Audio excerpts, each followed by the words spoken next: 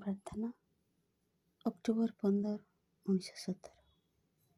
ହେ ପ୍ରଭୁ, ହତାଶ ହୋଇ ମୁଁ ତୋତେ ଡାକିଛି, ଆଉ ତୁ ମୋ ଡାକ ଶୁଣିଛୁ। ନିଜର ପରିସ୍ଥିତି ଓ ଅବସ୍ଥା ବିଷୟରେ ଅଭିଯୋଗ କରିବା ମୋର ଭୁଲ ହୋଇଛି। ମୁଁ ନିଜେ ଯାହା, ସେହି ଅବସ୍ଥା କ'ଣ ତାର ଅନୁରୂପ ନୁହେଁ? ତୋ ଐଶ୍ୱର୍ଯ୍ୟର ଦ୍ୱାର ପର୍ଯ୍ୟନ୍ତ ତୁ ମୋତେ ନେଇ ଆସିଲୁ, ତୋ ସୌସମ୍ୟର ଆନନ୍ଦ ପ୍ରଦାନ କଲୁ। ସେଥିପାଇଁ ମନେ ହେଲା ମୁଁ ଯେପରି ଲକ୍ଷ୍ୟରେ ପହଞ୍ଚି ଯାଇଛି, କିନ୍ତୁ ପ୍ରକୃତରେ ତୁ ତୋ ଯନ୍ତ୍ରଟିକୁ ତୋ ଜ୍ୟୋତିର ପୂର୍ଣ୍ଣ ଆଲୋକରେ ଦେଖିନେଲୁ ଓ ତାକୁ ପୁଣି ଜଗତର ଅଗ୍ନିଚୁଲି ମଧ୍ୟରେ ବୁଡ଼ାଇ ରଖିଲୁ, ଯେଉଁଥିରେ ସେ ଆଉଥରେ ନୂଆ କରି ତରଳି ପରିଶୁଦ୍ଧ ଓ ପବିତ୍ର ହୋଇ ଉଠିବ।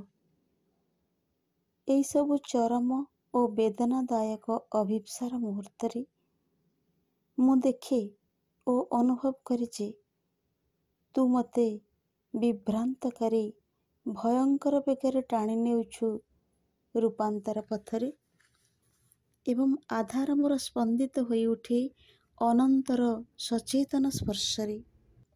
ଏହିପରି ହିଁ ତୁ ମୋତେ ଧୈର୍ଯ୍ୟ ଓ ଶକ୍ତି ପ୍ରଦାନ କରୁ, ଯଦ୍ୱାରା ମୁଁ ଏହି ନୂତନ ପରୀକ୍ଷା ଅତିକ୍ରମ କରିଯାଇପାରିବି।